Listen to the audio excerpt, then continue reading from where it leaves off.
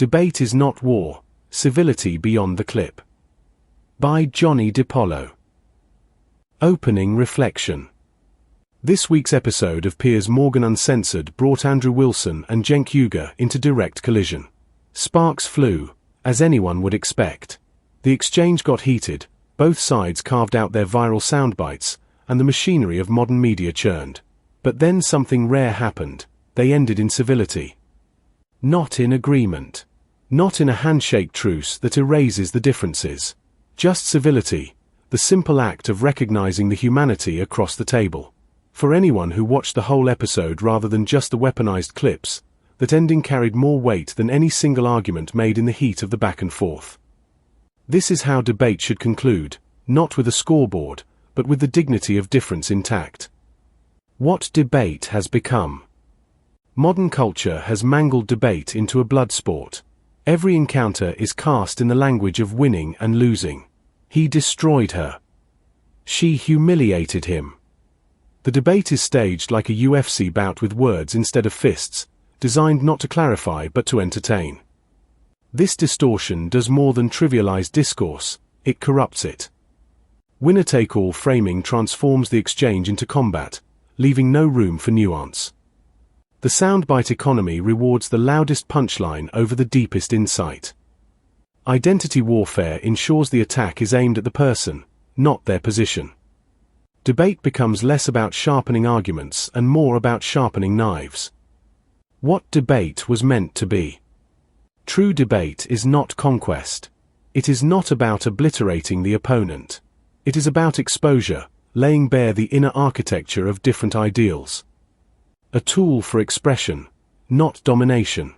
The value of debate lies in what is revealed, not in who is crushed. An exercise in listening. The opponent's words aren't just weapons, they are windows into a different way of seeing. A safeguard for peace. Debate channels conflict into words. When words collapse into insults, the safeguard erodes.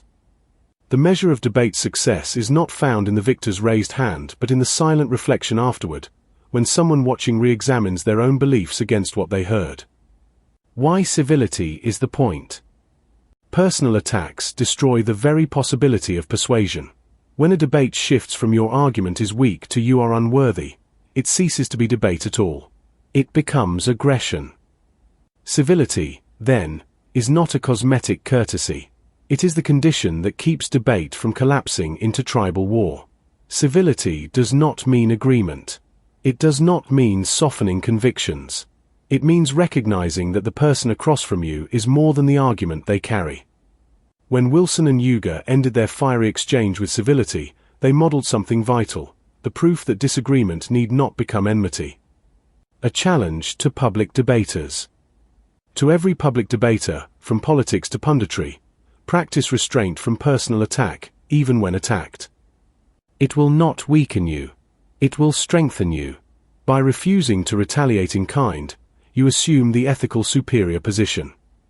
A civil rebuttal cuts deeper than an insult ever could, because it forces the audience to weigh arguments instead of personalities. Calm and decisive debaters are the ones who are actually heard. And being heard, not scoring points, is the only way to plant the seed of reflection in the listener's mind. This is why restraint is power.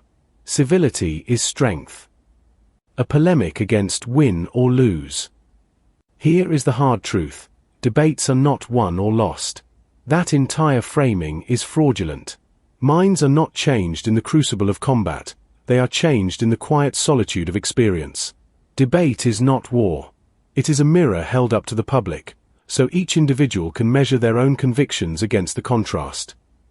Treating debate as war produces only two outcomes: humiliation for one, arrogance for the other. Both are corrosive. Humiliation fuels resentment. Arrogance fuels contempt. Neither builds understanding. The obsession with destroying the opponent is not strength. It is weakness disguised as dominance. It is the cowardice of someone who cannot tolerate coexistence with difference. The path forward. If debate is to mean anything again, it must return to its true function. To expose difference without erasing humanity. To sharpen thought without sharpening hatred. To end not in agreement, but in civility. In a fractured world, this is no small demand, but it is the only way disagreement does not collapse into violence. Closing hammer. The Wilson Yuga clash will circulate online in chopped clips, mined for outrage and applause.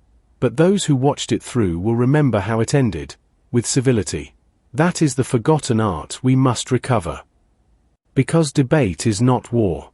Debate is the rehearsal of peace. If this essay struck a chord, consider subscribing. I publish long-form polemics, reflections, and stories on harmony, collapse, and the human condition.